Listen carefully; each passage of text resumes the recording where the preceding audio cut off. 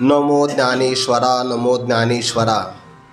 निवृत्ती उदारा सोपानदेवा. मुक्ताबाई नमो त्रिभुवन पावनी.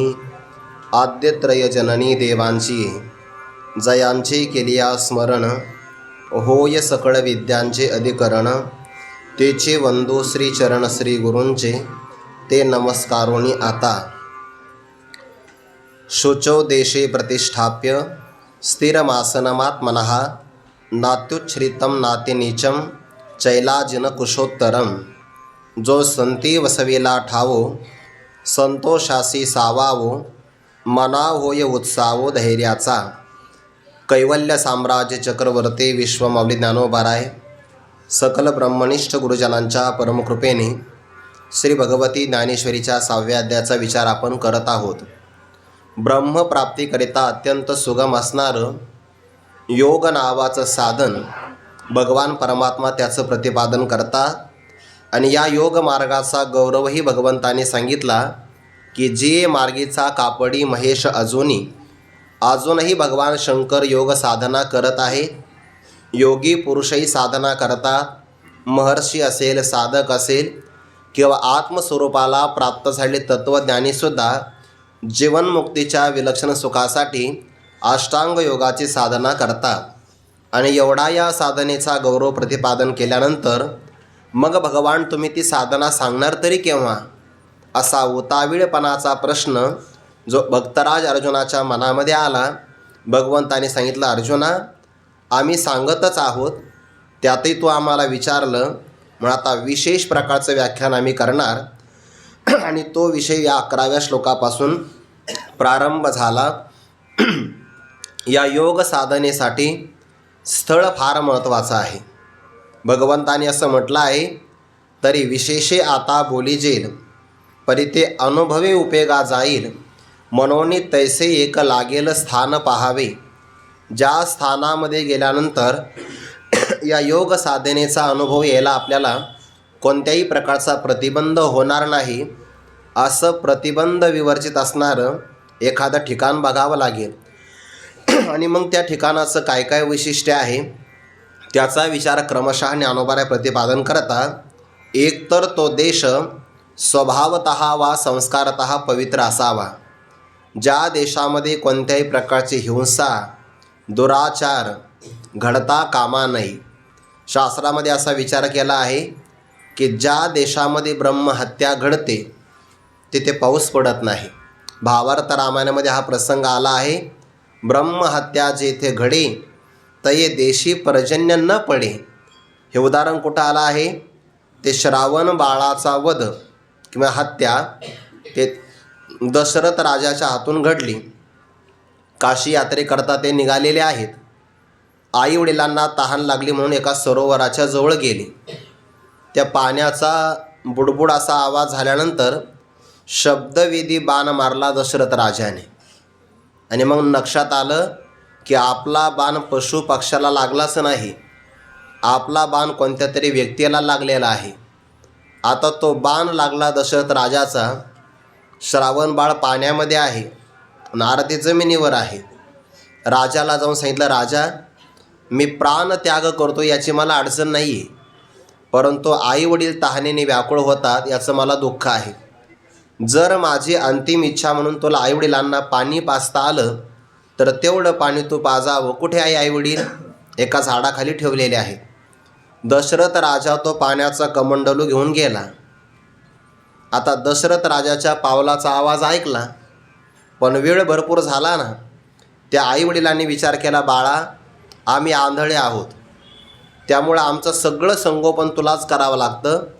आमच्या सेवेला कदाचित तू कंटाळला असेल, पण काय करावं, आम्ही सुद्धा पराधीन आहोत, त्यामुळे आमचा तुला त्रास होतो आहे. म्हणून तुला राग आला का? यासाठी तू विलंब लावला. का बरं बोलत नाही? जोपर्यंत तू आमच्याशी बोलणार नाही तोपर्यंत आम्ही पाणीच पिणार नाही. आता प्रश्न पडला, आपण जर बोलावं तर आपण श्रावण नाही उघड होणार आहे, न बोलावं तर हे पाणी पिणार नाही. पाण्याच्या अभावी प्राणत्याग करतील. मग काय करावं? पाण्याच्या अभावी यांनी प्राणत्याग करू नये, म्हणून दशरथ राजाने स्वतःचा परिचय दिला की क्षमा करा, शब्दविधी बाण मारल्यामुळे तुमचा मुलगा माझ्या हातून मरण पावला. आता एकुलता एक मुलगा, सदाचार सद्गुणांनी संपन्न मुलगा, आई वडिलांची काळजी जो आई वडिलांप्रमाणे घेतो आहे स्वतः, आणि त्या मुलाच्या माध्यमातून आपली तीर्थयात्रा अपूर्ण राहते आहे. एकुलत्या एक मुलाचा वियोग होतो आहे, कोणत्या आईवडिलांना सहन होणार आहे? व्यसनी जरी मुलगा असेल तर आईवडिलांना त्याग नाही करा वाटत. इथं तर सद्गुणाने संपन्न मुलगा आहे. आणि मग त्यांनी शाप दिला की जसं पुत्रवियोगाने आम्ही प्राणत्याग करतोय, राजा तुलासुद्धा पुत्रवियोगामुळे प्राणत्याग करावा लागेल. आता एकीकडे हा शाप होता, पण दुसरीकडे शापाच्या माध्यमातून वरदान होतं. का? कारण दशरथ राजाला तोपर्यंत पुत्रच नव्हता. आता पुत्राच्या वियोगाने प्राणत्याग घडेल, तर प्राणत्यागाकरता पुत्रवियोग व्हावा लागेल. आणि पुत्राचा वियोग होण्याच्या अगोदर पुत्र संयुक्त व्हावा लागेल की नाही? कारण संयोगाशिवाय वियोग होतच नाही. संयोग घडायचा म्हणलं की मुलगाही प्राप्त व्हावा लागेल. याचा अर्थ मला मुलगा प्राप्त होणारच आहे. शाप आहे एकीकडे, पण दुसरीकडे मात्र वरदान आहे.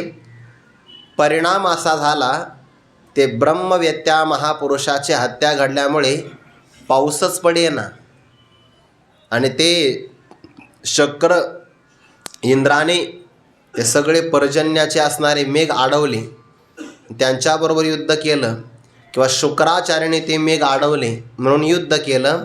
मला उदाहरण ते नाही सांगायचं. मला त्यातला एक भाव सांगायचा आहे की ज्या देशामध्ये हिंसा घडते, ब्रह्महत्या ज्या देशामध्ये घडते, त्या देशामध्ये पाऊस पडत नाही. म्हणून देश साधने करता स्वभावतः वा संस्कारतः पवित्र असावा लागतो. ज्या देशाचं शास्त्रामध्ये वर्णन केलेलं आहे त्या देशाचं पावित्र्य राखणं हे जसं तिथल्या देशवासियांचं काम आहे, तसं त्या राजाचं ते प्रधान कर्तव्य आहे. त्या देशामध्ये काय काय होऊ नये याकरता ते फार महत्त्वाचं आहे. त्या देशातलं पावित्र्य राखण्याची जबाबदारी या बाबतीमध्ये वारकरी आपण म्हणतो, पण फार उदासीन आहोत. ज्या नदीला आपण माता मानतो त्या नदीमध्ये प्लास्टिकचे पिशव्या, प्लास्टिकच्या बाटल्या, अनेक प्रकारचे जुने कपडे, उरलेलं अन्न हे आपण त्या नदीमध्ये टाकतो. आणि चांगले ज्या ज्या धर्मशाळेमध्ये मोठे मोठे कार्यक्रम होतात, म्हणजे अगदी विद्वान कीर्तनकार जिथं आणले जातात, नाव लौकिक आहे ज्या ज्या धर्मशाळेचा, त्यांच्याकडून या सगळ्या नियमांची पार पायमल्ली केली जाते. म्हणजे एक परमार्थ आपण करतो आहे, श्रद्धा आहे, पण श्रद्धेला विचाराची अजिबात जोड नाही. आंधळी श्रद्धा काही कामाची नसते. त्या देशाचं पावित्र्य पहिलं आपण जपलं पाहिजे. आपण जर नाही जपलं तर कोण जपणार आहे? ज्यांची सत्ता आहे त्यांनासुद्धा हे माहिती पाहिजे की या देशाचं पावित्र्य राखण्यासाठी काय काय केलं पाहिजे. याला जागरूक व्यक्ती असावी लागते. म्हणून पहिल्यांदा देश पवित्र असावा. शुचो देशे, पवित्र देशामध्ये जे अतिशय उंच नसेल आणि अतिशय नीचही नसेल. नीच म्हणजे अतिशय आकाराने हलकं, आणि उंच म्हणजे जमिनीपासूनही उंच.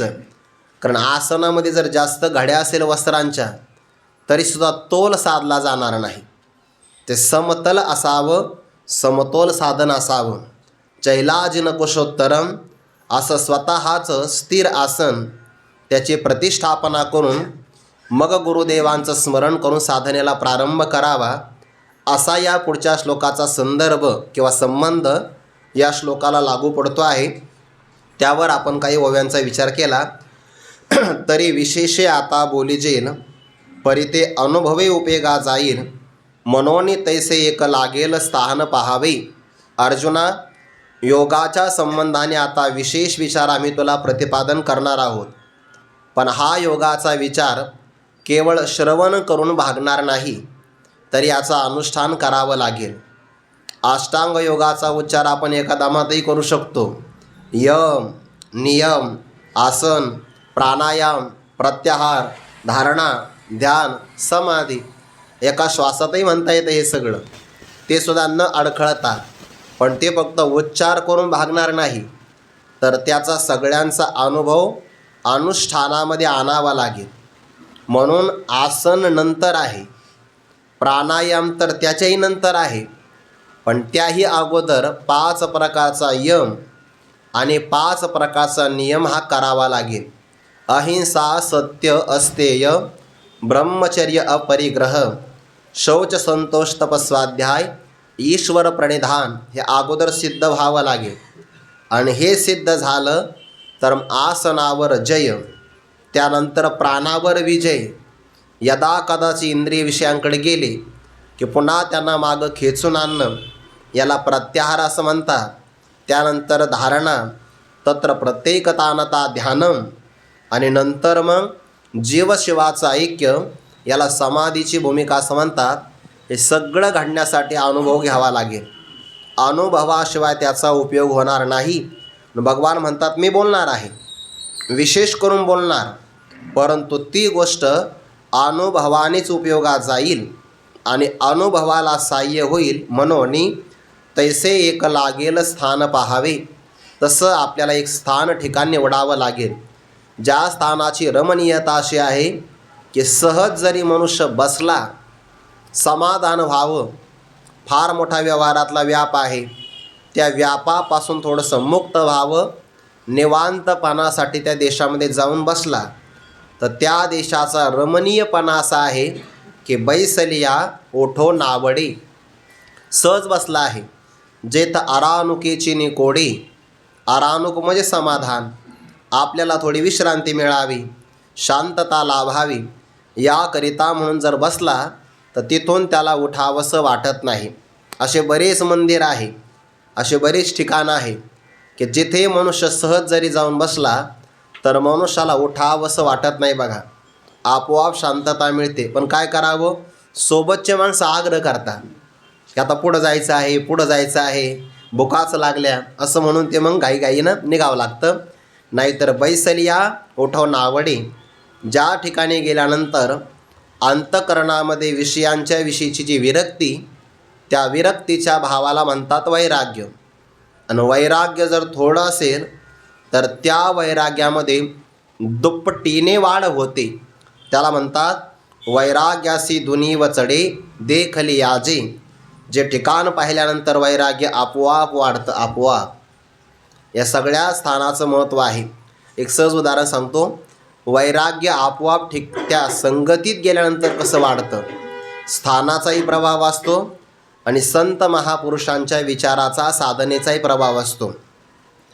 असं म्हणतात की संत मीराबाईंच्या घरी एक सेवा करण्यासाठी एक सेविका दासी होती. गरीब घरातली होती बिचारी. एके दिवशी ती आपल्या मुलाला सहज राजवाड्यामध्ये घेऊन आली. तरुण वयामध्ये आलेला तो मुलगा, त्याने कधी राजवाडाच पाहिला नव्हता. राजधानीच त्याने पहिल्यांदा पाहिली. आता ती राजधानी, त्या राजधानीतला पुन्हा राजवाडा, आणि राजवाड्यामध्ये राजाची असणारी राजकुमारी, संत मीराबाईंचं सौंदर्य त्याने पाहिलं. ते पाहिल्याबरोबर त्याला मोह निर्माण झाला आणि त्याने आईला सांगितलं घरी आल्यानंतर, लग्न करीन तर मीराबाईंशीच करीन. आई म्हणली भल्या बाळा, बरं झालं आपल्या घरी म्हणला. राजधानीत जर म्हणला असता तर नखा एवढे तुकडे झाले असते, तुकडे कोल्या कुत्र्याला खायला दिले असते म्हणे. बरं झालं माझ्याजवळ म्हणला, दुसरं कोणाजवळ म्हणू नको म्हणे, भिंतीलाही कान असतात, असं कुठाच्या कुठं काही म्हणत जाऊ नको म्हणे. हे वाक्य म्हणला तर म्हणला आता परत म्हणू नको. तो मला नाही म्हणे. सौंदर्यच एवढं अनुपमेय आहे की मला असं वाटतं की लग्न करावं तर मीराबाईंशीच करावं. जेवणारच नाही म्हणे मी, प्राण त्याग करेल. आता आईचं अंतःकरण काय करावं. त्याला समजावून सांगितलं, बाळा तुझ्यासाठी मी वाटेल तर या देशाला सोडून दुसऱ्या देशात जाते, पण असा काही हट्ट घेऊ नको म्हणे, पूर्ण होणार नाही. तो म्हणे नाही नाही, लग्न करायचं म्हणजे ठरवलं आता म्हणे, बस, नाहीतर मग प्राणत्याग. जेवणच करेना, पाणीसुद्धा पेईना. आता त्या आईला काळजी लागली. बालकाच्या चिंतेमुळं त्या आईचा चेहरा उदास झाला, पण सेवा नाही चुकली. मीराबाईंची सेवा करता करता तिचा चेहरा पाहिला मीराबाईंनी. म्हणे आजी तुम्ही उदास दिसता, काय कारण आहे.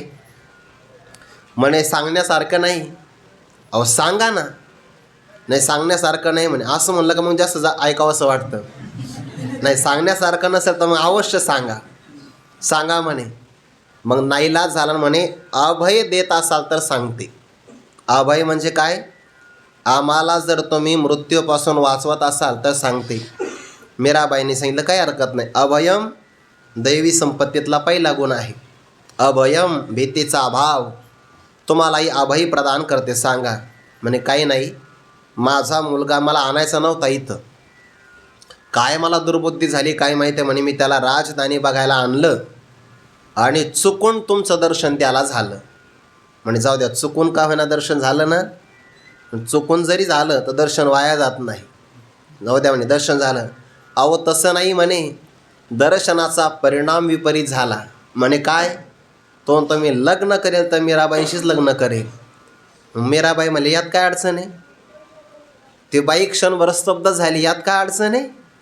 अहो ही तर अडचण आहे. तुमच्यासोबत लग्न करायचं, तुम्ही आहेत राजकुमारी, एकुलती एक मुलगी आहे आणि तिच्यासोबत दरिद्री असणारी मी, झोपडीत राहणारी, माझा मुलगा कसं काय लग्न करणार? मीराबाईंनी सांगितलं लग्न कोणाला करायचं आहे? तुमच्या मुलाला. कोणाशी करायचं आहे? माझ्याशी. मग मी तयार आहे ना. मग आम्ही दोघं तयार असेल तर तुम्हाला अडचण काय? तुम्हाला एक करावं लागेल, मुलाला घेऊन या. आता ते वाटच पाहत होता मुलगा. मीराबाई तुझ्यासोबत लग्न करायला तयार आहे. तयार आहे? ते लगेच तयार झालं. म्हणे मी पण तयार आहे. निघाला.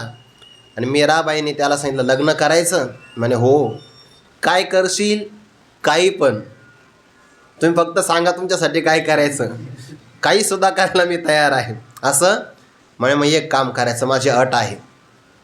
समोर असणारी भगवान श्रीकृष्णाची मूर्ती मंदिरामध्ये आताच श्रीकृष्ण जय कृष्ण नामस्मरणाला प्रारंभ करायचा आणि अनुसंधान 7 दिवसापर्यंत तुटता कामा नये. जर थोडंही मन चंचल झालं आणि शरीराची बैठक जर हुकली तर वरती तीक्ष्ण तलवार लागलेली आहे. क्षणाचाही विलंब लागणार नाही आणि ती तलवारसुद्धा वजनदार आहे. एकदा जर तुझ्या अंगावर पडली तर जसे आपण फळं कापतो तसे शरीराचे 2 भाग होतील. 7 दिवसापर्यंत नामस्मरण करावं लागेल. अन्न नाही, पाणी नाही. तो मला 7 दिवस ना फक्त. असे तर आपण बरेच सप्ते पार पाडलेले. 7 दिवसापर्यंत फक्त नामस्मरण करायचं. मीराबाईंसारखे जर राजकुमारी मिळत असेल, झालं ना आपल्या जीवनाचं कल्याण. तो मला काही हरकत नाही. आणि मग त्याला सांगितलं शुचौ देशे कसं बसावं. चैलाजन कुशोत्तरम स्थिरम आसनम. आसनावर तो विराजमान झाला आणि त्याला साधनेचा विधी सांगितला. कसं बसावं? पाठीचा कणा सरळ असावा असं तिथं सांगितलं. तत्रैकाग्रम न कृत्वा यत चित्तेंद्रिय क्रिया उपविष्टासने युंजात योगमात्मम विशुद्धये ब्रह्मचारी व्रते स्थितः. इथंच योगामध्ये विचार आलाय बघा. अंतकरणाची वृत्ती थोडीसुद्धा विषयांच्या आकाराची होता कामा नये. तुम्हाला काही हरकत नाही. आणि मग त्याने भगवंताचं सौंदर्य पाहिलं आणि भगवंताचं ध्यान करायचं की नाही. आता प्राणाला त्रास देणारे तहान आणि भूक हे अन्नाच्या अभावी हे विकार शांत होऊ लागले. ज्याला आतमध्ये रस मिळतो ना त्याला तहान आणि भुकेची पीडा सतावत नाही. ज्ञानोबारांचं म्हणणं आहे जैसा अमृताचा निर्जरू प्रसवे जयाचा जठरू तया क्षुधा तृषेचा अडदरू काहीच नाही. अमृताचा झरा जर आपल्याच जठरामध्ये लागला तर तहान भुकेची पीडा होत नाही. आता अमृताचा झरा लागला तर एवढं सामर्थ्य आहे. आणि भगवंताचं नामस्मरण कसं आहे? जिव्हे गोड 3 अक्षरांचा रस अमृत जयास फिके पुढे. अमृत लागलं तरी ताण भूक लागत नाही. आणि ज्याच्यासमोर अमृत फिका आहे अशा भगवंताच्या नामस्मरणाचा रस त्याला मिळू लागला. तहान आणि भुकेची पीडा निघून गेली. भगवंताबरोबर ऐक्य झालं. आता जसं अन्न आणि तहान यांच्याविषयी विरक्ती निर्माण झाली तसं विषयांच्या बाबतीतही सुद्धा वैराग्यच निर्माण झालं. एकतर तो आला होता मीराबाईंच्या सान्निध्यामध्ये, पवित्र देशामध्ये, भगवंताच्या मंदिरामध्ये आणि शरीराला दूर करणारे सगळे असणारे आहारादिकांचे विषय बाजूला ठेवल्यामुळे वैराग्याशी दुनीव चढे. त्याच्या अंतकरणातलं वैराग्य वाढत वाढत गेलं. इतकं वाढलं 7 दिवसानंतर संत मीराबाई वरमाला घेऊन त्याच्यासमोर हजर. म्हणे साधना खूप चांगली केली तू, तुझ्यासोबत मी लग्न करायला तयार आहे. तो आता मला लग्न नाही करायचं. म्हण का? आता माझं लग्न झालं कुणाशी? कृष्ण कन्हैयाशी. आता लग्न करायचं कशाला? परमात्म स्वरूपाशी आता माझं लग्न झालं. तद्रूपतेशी लग्न लागोनी ठेले अभिन्न. आता भगवत स्वरूपाशी माझं ऐक्य झालं. ऐक्यालाच लग्न म्हणतात की नाही? मीराबाईंच्या सान्निध्यात आल्यानंतर त्या असणाऱ्या बालकाचं जे वैराग्य आहे ते कसं वाढलं? वैराग्याशी दुनीव चढे. ज्या ठिकाणाचं महत्त्व असतं, असं ज्या स्थानामध्ये गेल्यानंतर विषयाची असणारी आसक्ती निघून जाते आणि विषयांच्या विषयीचं वैराग्य फार महत्त्वाचं आहे. कुठपासून?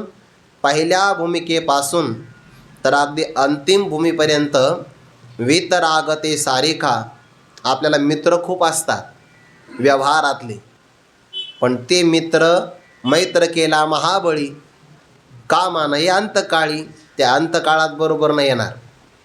पण वैराग्य नावाचा वितरागते सारिका सखा असा आहे की तो परमार्थाच्या पहिल्या भूमिकेपासून शेवटच्या भूमिकेपर्यंत आपल्यासोबत असतो.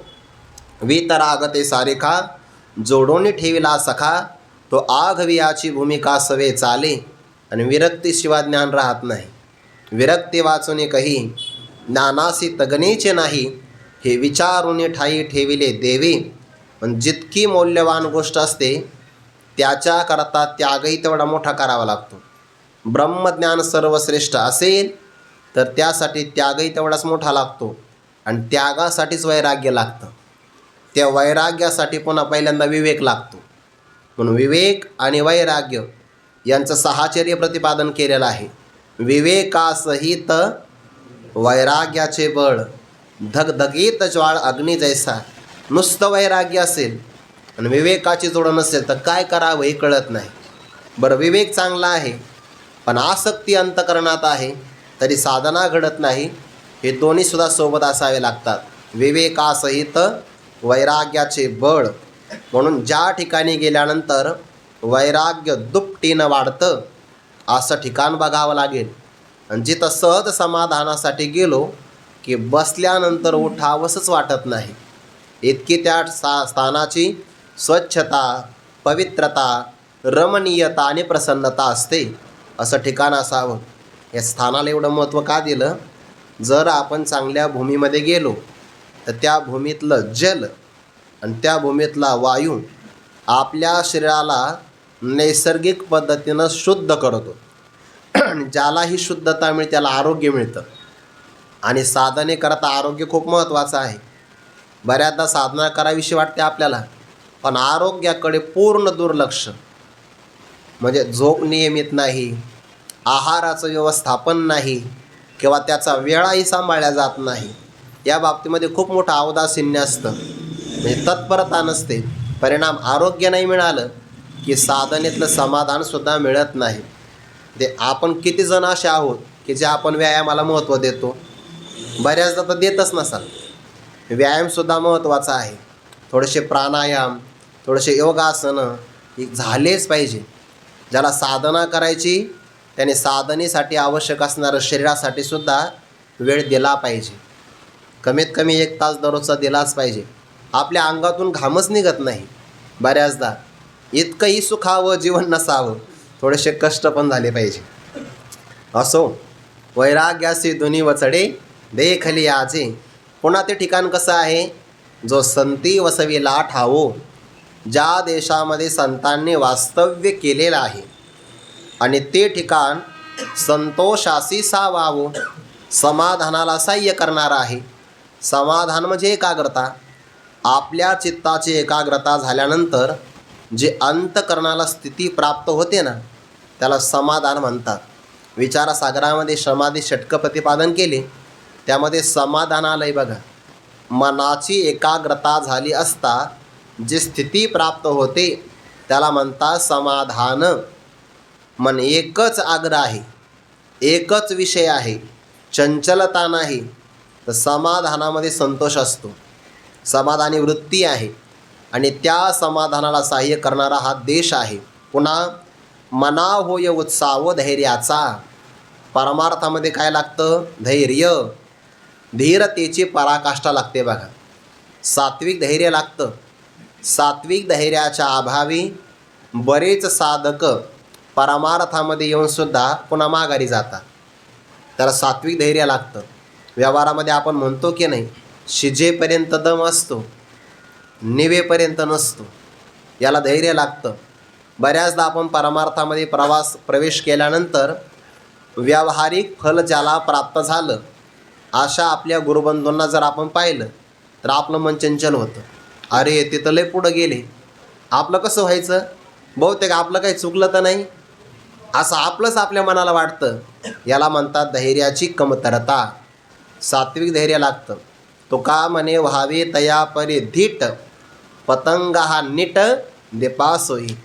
तो पतंग नावाचा कीटक आहे ना, काय धैर्य आहे त्याच्याकडे? तो मरतो पण दिव्यावर झडप घालतोच, आलिंगन देतोच तो. व्यवहारातली फळं मिळण्यासाठी सुद्धा माणसं किती धैर्य ठेवतात, फार मोठे धैर्य ठेवतात बघा. नुकसान प्रचंड होतं, आपला विषय नाही तो, पण ते बहुतेक काही लोक गुंतवणूक करतात. त्या गुंतवणुकीमध्ये काय शक्यता असते बरं? जागतिक काही निर्णय बदलले तर गुंतवणूक केल्यानंतर फार मोठे तोटे होतात. पण माणसं धैर्य नाही सोडत. हो, पराकुटीचं धैर्य ठेवतात. व्यावहारिक लाभासाठी एवढं धैर्य लागतं, परमार्थासाठी त्याहीपेक्षा मोठं धैर्य लागतं. या जन्मामध्ये मिळेल का न मिळेल परमात्मा नाही सांगता येणार, पण कधी ना कधीतरी मिळेल. त्याला धैर्य लागतं. द्रव्या लागे भावार्थता, जैसे कष्ट ते सर्वथा, तैसा कष्टे जरी परमार्था, ते ब्रह्मतत्वता खिळणे होय. नाथ महाराजांनी भागवतामध्ये सांगितलं आहे. हा हातीचे खेळणे होय. ज्याप्रमाणे द्रव्य प्राप्तीसाठी माणसं किती कष्ट करतात, बापरे बाप. आणि लोकाला ते भूषणही वाटतं व्यवहारामध्ये. आम्ही का साधे कष्ट केले का? रात्रीचा दिवस, दिवसाची रात्र. मग त्याला हे सांगायचं की रात्रीचा दिवस म्हणजे रात्री जागरण केलं आणि दिवसाची रात्र म्हणजे दिवसा झोपा काढल्या. दुसरं काय करणार आहे? एवढंच सांगायचं आहे त्याला, बाकी काही सांगायचं नाही. किती कष्ट करतात. अर्थानाम अर्जने क्लेशस तथैव परिपालने, नाशे दुःखम वेय दुःखम दिगर्थान क्लेशकारिणः. इतके कष्ट द्रव्याकरता केले जातात. नाथ महाराज म्हणतात, द्रव्यासाठी जेवढे कष्ट करतो तसे कष्ट जर त्याने परमार्थासाठी केले, तैसा कष्टे जरी परमार्था, ते ब्रह्मतत्वाता हातीचे खेळणे होय. तर ब्रह्म त्याच्या अंगणामध्ये खेळायला येईल. जेवढे कष्ट द्रव्याकरता केले जातात, आणि दरवर्षीच केले जातात हे कष्ट द्रव्यासाठी. प्रत्येक वर्षी माणसं आशेवरच जगतात सगळे. यावर्षी नाही लाभ झाला, पुढच्या वर्षी होईल. नाही झाला, त्याच्या पुढच्या वर्षी होईल. सर्व सुखाची आशा जन्म गेला. सर्व शब्द वेगळा आहे बरं तिथं. म्हणजे सुखाची आशा सर्व जन्म गेला. जर सर्व शब्द जोडून घेतला तर मग सर्व सुख याला मोक्ष सुख म्हणतात. आणि सर्व सुखाची आशा, मोक्ष सुखाच्या आशेनं जन्म गेला तर तो चांगला आहे असा अर्थ होईल. पण सर्व शब्द वेगळा आहे. मग सुखाची म्हणजे विषय सुखाच्या आशेसाठी सर्व जन्म व्यर्थ गेला. कारण पुढे आलाय, क्षणयक मुक्ती यज्ञ नाही केला, हिंडता दिशा शेन पावला, माया विशीला जीव माझा. कष्ट आहे की नाही? व्यावहारिक लाभासाठी धैर्य लागतं, परमार्थासाठी सुद्धा धैर्य लागतं. परमार्थामध्ये टिकावं लागतं बरेच दिवस. इथे घाई चालत नाही. मनाला धैर्याचा प्रोत्साहन, हर्ष, उत्साह प्राप्त होतो, त्याला तो देश महत्त्वाचा आहे. परंपरेने कथा सांगितली जाते. नारद महर्षी त्रिभुवनामध्ये विचरण करतात. ने विचरण करता करता त्यांनी एका रस्त्याला भक्त पाहिले. एक भक्त देवाची आराधना करत होता. धैर्य सांगतो. आराधना करण्यासाठी तो वडाच्या झाडीखाली बसला होता. आणि त्याने नारदांना विचारलं, तुमचं तर त्रिभुवनामध्ये विचरण असतं, सांगा बरं म्हणे मला देवाची प्राप्ती कधी होईल? देवाला विचारा म्हणे. काही हरकत नाही. थोडंसं पुढच्या अंतरावर गेले. एक भक्त चिंचेच्या झाडाखाली बसलेला होता. त्याने पण नारदांना प्रार्थना केली, मी साधना करतोय, पण मला भगवान कधी दर्शन देतील हे मला सांगा. निरोप पाठवा म्हणे देवाजवळ. नारदजी वैकुंठात गेले. पाठ चालू असल्यामुळे लवकर गेले. बरं, पोचले. भगवंताला विचारलं. 2 भक्ताने विचारणा केली, सांगा. भगवान म्हणाले, ते कुठं बसलेले आहेत? एक वडाच्या झाडाखाली आणि एक चिंचेच्या झाडाखाली. या दोन्ही झाडाला पालवी म्हणे. हो, भरपूर पानं आहेत. मग त्यांना जाऊन सांगा, ते ज्या ज्या झाडाखाली बसले त्या त्या झाडाला जेवढी पानं आहेत तेवढी त्यांना जन्म घ्यावे लागतील, आणि तेवढे जन्म घेतले की मग मी त्यांना दर्शन देणार. पहिला निरोप सांगितला. वडाच्या झाडाखाली बसला होता तो. त्याने ते माळ दिली बाजू सोडून पहिले पानं मोजायला सुरुवात केली. बाप रे बाप, एवढे जन्म आणि देवासाठी त्याग करायचा, मग दर्शन. धैर्य नव्हतं. तोला आपल्याला नाही आराधना करायची, सोडून गेला. धैर्य कमी पडलं. नारदजीच नाराज झाले. नेमकं काय करावं? चिंचेच्या झाडाखाली जो बसला होता त्याला सांगावं का न सांगावं? कारण जो वडा खाली बसला होता तोच निघून गेलाय. तर चिंचेच्या झाडाखाली तर एक फांदी भरपूर झाली. सांगावं का न सांगावं? नारदजी त्याच्याजवळ गेले आणि थोडं घाबरतच म्हणाले. त्यानेच विचारलं, नारदजी सांगा लवकर निरोप, लवकर सांगा. नारदांचा चेहराच पडला होता. ते सांगावं का न सांगावं? पण भल्या माणसा, देवाचा निरोप सांगतो. देवाचा निरोप असा आहे म्हणे, तो ज्या झाडाखाली बसला, चिंचेचं विस्तीर्ण मोठं झाड आहे, भरपूर त्याला पानं लागलेली आहेत, आणि एवढे जन्म घेतले की या सगळ्या जन्माच्या शेवटी जेवढी पानं तेवढे जन्म घ्यावे लागतील, आणि त्यानंतर तुला निश्चित भगवत दर्शन होईल. भगवत दर्शन निश्चित होईल एवढंच वाक्य त्याने ऐकलं आणि जे नाचायला सुरुवात केली. तो आनंदाने नाचू लागला. एवढे जन्म घेतल्यानंतर का होईना मला भगवंताचं दर्शन होईल असं भगवंताचं आश्वासन आहे. नारदांच्या मुखातून आलेलं वचन आहे, व्यर्थ जाणार नाही, असं तो नाचू लागला बेभान होऊन. आणि क्षणार्धामध्ये भगवान तिथं प्रगट झाले. आता नारदांना असं वाटलं अवघडच झालं. आताच आपण याला निरोप सांगितला, एवढे जन्म घ्यावे लागतील, आणि भगवान तर आत्ताच प्रगट झाले. भगवंताला म्हणाले, कमीत कमी मी इथून गेल्यानंतर तरी यायचं ना. समोरासमोर मला खोटं ठरवलं. भगवान म्हणाले, तसं नाही नारदा, मला असं वाटलं होतं की एवढे जन्म घेतल्यानंतर याच्या अंतःकरणाची तयारी होईल. अरे मग अंतःकरणाची तयारी झाली की मला दर्शन याला देता येईल. पण माझा निरोप तुमच्या मुखातून ऐकला तर त्याच्या अंतःकरणाचं ते धैर्य पाहिलं. मी धैर्याची परीक्षा पाहिली की एवढे जन्म घ्यायची याची तयारी आहे का. अगोदरच्या भक्ताची नव्हती. धैर्य कमी पडलं, आणि याचं धैर्य एवढं मोठं आहे की एवढे जन्म आपण नक्की घेऊ, पण भगवत दर्शन करूच. ते धैर्याची तयारी मी पाहिली. आता मला त्याला दर्शन द्यावंच लागेल. मना होय उत्साहो धैर्याचा. मनामध्ये उत्साह असावा लागतो, आणि नित्य नूतन उत्साह असावा लागतो बरं. नाहीतर मग काल काहीच मिळालं नाही, आज पुन्हा नवीन उत्साहाने साधना करावी लागते. आणि हा उत्साह प्रत्येक क्षणाला ताजाच असावा लागतो. उत्साह कमी होता कामा नये. मनुष्य कायम उत्साही असला पाहिजे, आणि साधनेच्या बाबतीत तर फार तत्पर असला पाहिजे. मना होय उत्साहो धैर्याचा. पण मग ठिकाण कसं सांगितलं, जो संती वसविला ठावो. ज्या ठिकाणी संतांनी वास्तव्य केलेलं असावं, ते फार महत्त्वाचं आहे. आपण आळंदीत राहतो की नाही. आळंदीमध्ये ज्ञानोबारायांचं वास्तव्य आहे, आणि किती काळापर्यंत आहे. ज्ञानदेवे घेतले दान, हृदयी धरून या ध्यान, समाधी बैसला निर्वाण, कथा कीर्तन करीतो. ब्रह्मसूत्रामध्ये अधिकारी महापुरुषांची जे काही आयुर्मर्यादा आहे तिचं प्रतिपादन करत असताना कल्पांतापर्यंत ते इथं राहतात. कल्पांतापर्यंत अशा अनेक साधकांना मुक्त करतात. कल्पांतापर्यंत राहायचा त्यांचा अधिकार असतो. म्हणून तर माझी या सत्यवादाचे तप वाचा केले बहुत कल्प म्हटलं आहे. जे कल्पकल्पांपर्यंत त्यांचं या ठिकाणी वास्तव्य असतं. आळंदीमध्ये ज्ञानोबाऱ्यांचं वास्तव्य आहे. देहुला जगद्गुरू तुकोबार आहे. सगळ्या संत जे क्षेत्र महाराष्ट्रामध्ये आहे, भारतामध्ये आहे, जिथे जिथे संतांचं वास्तव्य आहे तो देश साधकासाठी अत्यंत पवित्र आहे. बऱ्याचदा कधी कधी व्यावहारिक आपल्याला प्रतिकूलता मिळतात ना, तर त्या अंतर्मुख करण्यासाठी मिळतात. आपण त्याचा दुसऱ्या पद्धतीने विचार केला पाहिजे की आपल्याला प्रतिकूलता मिळाली तर बाहेरून आपलं मन एकाग्र किंवा अंतर्मुख व्हावं यासाठी देवाने आपल्याला परिस्थिती पाठवलेली आहे, असा दुसऱ्या बाजूने सकारात्मक विचार केला पाहिजे. पण स्थळ मात्र सोडता कामा नये.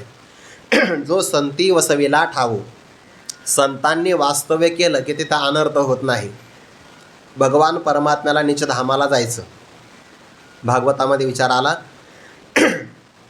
निजधामाला जायचं तर कसं जायचं, म्हणजे आपण एकटेच जाऊ.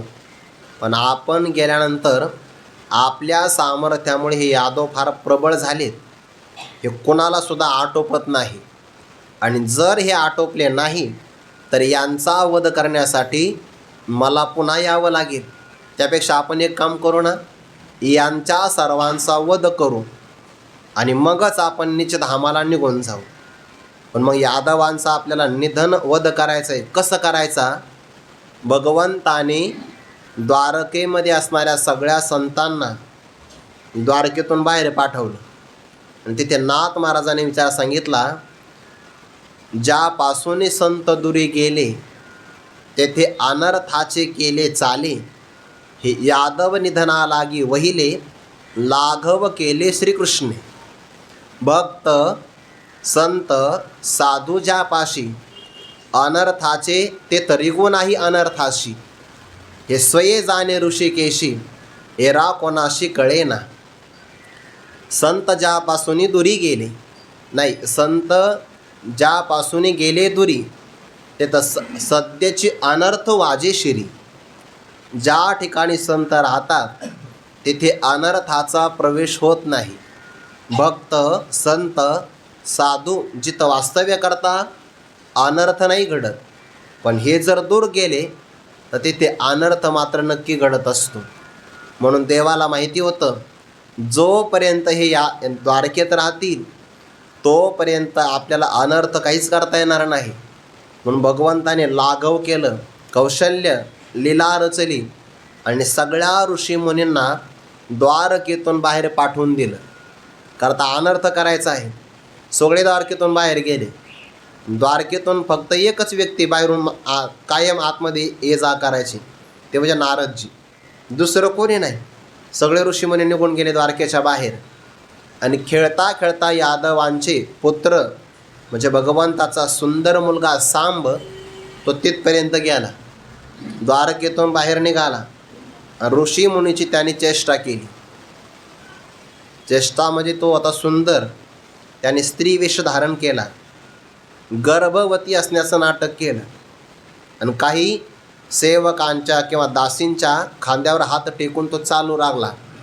चालताना पोटाला धक्का लागू द्यायचा नाही. अगदी चांगल्या प्रकारे अभिनयामधून तो चालू लागला आणि जवळ जाऊन बसला थोड्याशा अंतरावर.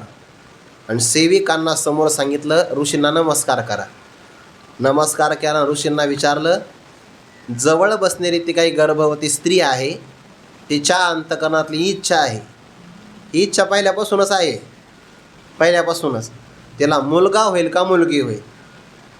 त्या ऋषीने अंतर्ज्ञानाने जाणलं हे आमचा छलकपट करता, ते मुलगा नाही होणार आणि मुलगीसुद्धा नाही होणार. मग मुसलम कुलनाशन, हिच्या उदरातून मुसळ बाहेर पडेल आणि ते मुसळ तुमच्या सगळ्या यादव कुळाचा नाश करेल. ते घाबरले ना, त्याने ते पोट सोडून पाहिलं, चिंध्याच होत्या सगळ्या उदराच्या वरती. ते सोडून पाहिलं, त्याच्यातून खरंच मुसळ प्रगट झालं. त्या मुसळाला लोखंडाचा एक भाग होता आणि बाकीचा सगळा लाकडी भाग. तर त्याने ते सभेत आणलं द्वारकेमध्ये. फक्त भगवान परमात्मा गैरहजर होते. तिथं भगवानही नव्हते आणि बाकीचे ऋषी मुनी संतही कोणी नव्हते, फक्त यादव होते. मग आता ऋषीचा शाप मिळाला, ते मुलं रडू लागले. काही काळजी करू नका, हे मुसळ कुळाचा नाश करणार आहे, आपण मुसळाचाच नाश करू. त्यांनी त्या मुसळाचं चूर्ण केलं, चूर्ण बारीक भुगा केला त्याचा. फक्त एका भागाचं चूर्ण नाही झालं, तो तसाच राहिला. पण एक काम करा, त्या समुद्रात टाकून, ते समुद्रात टाकलं की त्याच्यापासून एरिका तयार झाल्या. पण लोखंडी भाग जो होता ना, तो त्या माशाने गिळला. तो मासा एका पारद्याने पकडला, कापला, त्याला लोखंड सापडलं, त्याच्यापासून बाण तयार केला त्या जरा व्याधाने. आणि मग भगवंताचा तळवा चमकला. परमात्मा पिंपळाखाली बसले होते, त्याला वाटलं हे कोणातरी पशुचे डोळे चमकतात. त्याने तो बाण मारला. निमित्त होतं देवाला, निजधामाला जायचं होतं. नाहीतर ज्याने गुरूंचा मृतपुत्र आणला, भगवंताला काही अवघड आहे का? देवकी मातेचे 6 गर्भ पुन्हा जिवंत करून आणले, काय अडचण आहे? काहीच नाही. पण देवाला निमित्त लागत होतो. जरा व्याध रडू लागला, काळजी नको करू, पण तोही मुक्त होणार आहे. जरा व्याधालाही मुक्त केलं. आणि ज्या काही एरिका नावाच्या वनस्पती तयार झाल्या, तर तिथं यादव त्या क्षेत्रामध्ये गेले. त्यांनी भयानक असणारं मद्यप्राशन केलं. आणि मद्यप्राशनामध्ये एकमेकासोबत ते युद्ध करू लागले. त्या वनस्पतीच उपटल्या, मारायला सुरुवात केली, नष्ट होऊ लागले ते. बलराम दादा आणि भगवान त्यांच्या मध्यस्थी गेले. अरे युद्ध करू नका, तुम्ही आपापसामध्ये नष्ट व्हाल. आता हे आपल्यालाही सांगायची गरज आली. प्रत्येक गावागावात आपापसामध्ये भांडू नका, 2-2 सप्ते उरायले, भांडू नका, तुम्ही परस्पराचा नाश कराल. इतका प्रचंड म्हणजे हे काय कलंक आहे. गावामध्ये 2 सप्ते झाले, मेळविली मांदी वैष्णवांचे, हा विचार कुठे आहे?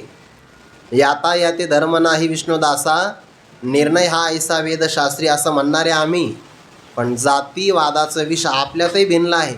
एका गावात 2-2 सप्ते, या सप्त्यातले लोक त्या सप्त्यात येत नाही. कीर्तन ऐकायलाच येत नाही, जेवायला सुद्धा येत नाही. किती म्हणजे संकुचित मनाचा हा विचार आहे. परस्परात भांडू नका. ते बलराम दादा भगवान परमात्मा सांगू लागले. तर ते यादव मद्यप्राशन करून बेधुंद झाले होते. ते म्हणले आम्हाला सांगतो, अरे पहिलं यांना दोघाला पकडा. मद्यप्राशन केला असा परिणाम होत असतो. जिथे संत देव असतात तिथं अनर्थ नाही होत. संत ज्यापासून दूर गेले तिथे मात्र अनर्थ नक्की होतं. म्हणून जो संती वसविला ठावो, बाकी सगळ्या जगाचा नाश होईल, आळंदीचा नाही होणार. प्रमाण तसं आहे. कळीकाळ कोपलिया कोपे, न चले त्यापे अलंका पुरीशी. कळीकाळ कितीही रागावला, सगळ्या जगाला नष्ट करेल, पण त्याचं आळंदीवर काहीच चालणार नाही. जो संती वसविला ठावो, जिथं संतांनी वास्तव्य केलेलं आहे त्या ठिकाणाचा प्रभाव आहे. साधकांनी तिथं राहावं. जो संती वसविला ठावो, संतोषासी सावावो, मना होय उत्साह धैर्याचा. संत बघा, संत जिथून दूर गेले तिथे अनर्थ होतो, पण संत जिथे असतात तिथे कोणताच अनर्थ होत नाही. संत तेथ विवेका हा पारमार्थिक लाभ आहे. संत तेथ विवेका असने की जी, चंद्र तेथ चंद्रिका, शंभू तेथे अंबिका. संत तेथ विवेका असने की जी. संतांच्या ठिकाणी विवेक असतोच, संतांपासूनच विवेक प्राप्त होतो. संत वास्तव्याला असते, अनर्थ नाही होत. उदाहरण चरित्रातलं आहे. ज्ञानोबराय सगळे नामदेवराय या संतांच्या सोबत तीर्थयात्रा करतात. ते तीर्थयात्रा करत असताना ओंकारेश्वराच्या जवळ ही तीर्थयात्रा आली. तर त्या भागामध्ये कमलाकर भटजी नावाचे एक विद्वान ब्राह्मण राहायचे. त्यांना एक गोपाल नावाचा मुलगा, एकुलता एक मुलगा. इतका आनंद झाला त्यांना. एक संत घरी आले तर पुण्याला पारावर राहत नाही. इथे सगळ्या संतांची मांदियाळी चाली ना, ईश्वरनिष्ठांची मांदियाळी घरी आली. इतका आनंद झाला. धर्मपत्नीला सांगितलं, अगं आपल्या घरी संत आले बरं, या संतांना जीव घातलं पाहिजे, हे फार महत्त्वाचं आहे. यजमानाला जसं वाटतं तसं त्या गृहिणीला सुद्धा वाटलं पाहिजे. नाहीतर त्याची खूप इच्छा असते संतांना घरी न्यायचं, पण वातावरण घरचं त्याला माहिती असतं. त्यामुळे त्याला इच्छा असते घरी न्यावं, पण नको, संत घरातून गेला आपला समाचार निघायचा. त्यामुळे त्याला धैर्य होत नाही. मना होय उत्साह धैर्याचा असं नसतं त्याच्याकडे. पण त्यांनी सांगितलं संत आपल्या घरी आले, जेव घालायचं, काही हरकत नाही, मी स्वयंपाकाची तयारी करते. आता त्यांचा एकुलता एक मुलगा अंगणामध्ये खेळू लागला. तर खेळता खेळता त्याचा चेंडू त्या उद्यानामध्ये गेला. थोडीशी अडचणीची जागा होती आणि काळ्या रंगाचा तिथं नाग बसलेला होता. जसा या मुलाने चेंडू घेण्याकरता हात घातला तसा तो विषारी नाग चावला. त्याचं विष भयंकर. गुरुवारी मारुती बाबा सांगत असतात, ते नाग लहान असो नाहीतर मोठा असो, ते पिलू कोणाचं आहे? ते आपला प्रभाव दाखवल्याशिवाय राहत नाही. नाही म्हणे अहो साप वीत भरच होता, अरे वीत भर का असाना, ते पिलू नागायचं नाही, ते प्रभाव दाखवणार म्हणजे दाखवणार. तर चावल्याबरोबर त्याच्या तोंडातून फेस आला. एकुलता एक मुलगा ना, माये पुढोनी बाळक, काळे नेता एकुलते एक, होय का उदक तुटत आमिना. आता आई समोरून, आई पाहते त्या मुलाला. जुन्या काळामध्ये स्वयंपाक घरामध्ये जागा कमी असायची, तर स्वयंपाकासाठी अंगणाच्या समोर थोडंसं काहीतरी एक जागा तयार केलेली. आश्रमात आमचे विद्यार्थी म्हणतात काही जण, आपण बाहेर आहे ना आपल्या पडवीमध्ये स्वयंपाकघर तयार करू. मला आता हेच राहिलं करायचं. नाही म्हणे खोली स्वयंपाक नको, उष्णता जास्त तयार होते. अजूनही खेड्यागावात तुम्ही बघा, घराच्या बाहेर स्वयंपाकघर असतं आणि ते अंगणामध्ये मुलगा खेळतो. ते पाहिलं, गतप्राण झाला मुलगा, सुतक पडलं ना. आता सुतकाचं दुःख, मुलगा गतप्राण झाला याचं दुःख, आणि जर हे संतांना सांगितलं तर संत उपवासी जातील, सगळ्यात मोठं दुःख. या दुःखाची तरतुलना जर केली आपण, तरतम भाव पाहिला, तर संत उपवासी जाणं हे सगळ्यात मोठं दुःख आहे.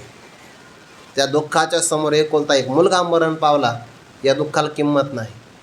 पण संत उपवासी नाही गेले पाहिजे, त्यांना कळता कामा नाही.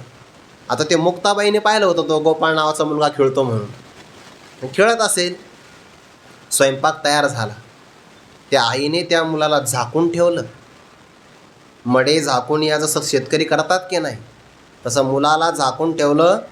संत जेव्हा जेवण करून निघून जातील, मग काय रडायचं ते आपण रडू. काय आई असेल हो, संताविषयी प्रेम काय असेल. दुःख लपवता आलं पाहिजे, लपविलं दाखविलं नाही.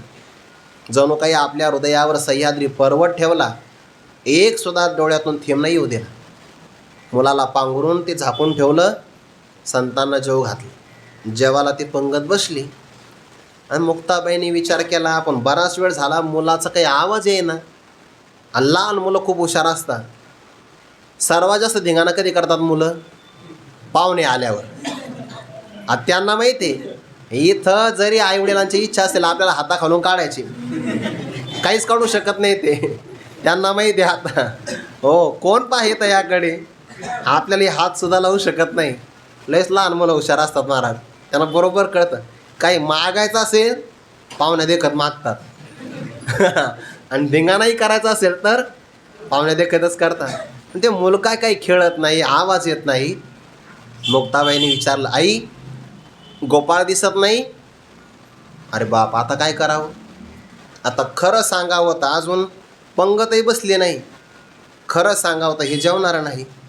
मग त्या आईने सांगितलं, अहो ताई, मुक्ताबाईंना सांगितलं, ताई तो मुलगा खेळायला गेला, अहो त्याला बोलवा की. नाही म्हणे तो आता येणार नाही. आणि खरंच होतं महाराज, तो आता येणारच नव्हता. म्हणे येणार नाही असा कसा?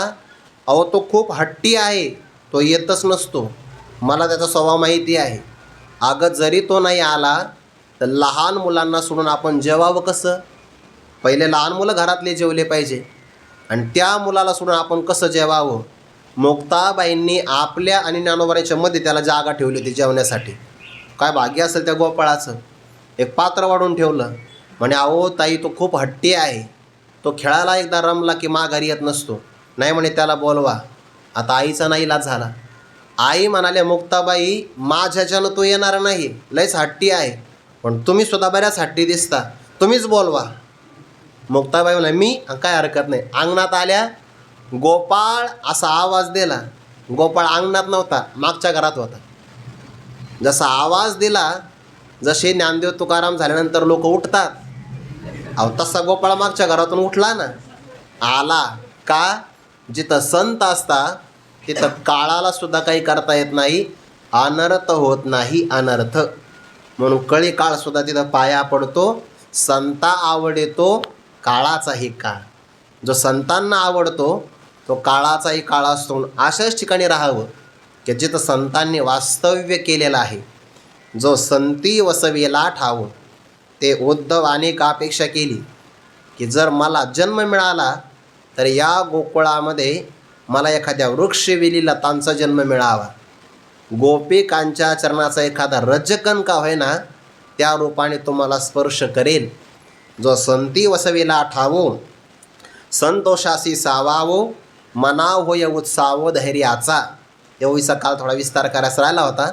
म्हणून संत जिथं राहतात तिथे अनर्थ होत नाही आणि संत जिथपासून दूर जातात सगळ्या प्रकारचे अनर्थ तिथं येतात. ज्ञानेश्वरी ग्रंथ आपल्याजवळ असेल तर ज्ञानोबाराय आपल्याजवळ आहे. जगद्गुरू तुकोबारायांची गाथा आपल्याजवळ असेल तर साक्षात तुकोबाराय आपल्याजवळ आहे. एकनाथ महाराजांचं भागवत आपल्याजवळ असेल तर साक्षात नाथ महाराज आपल्याजवळ आहे.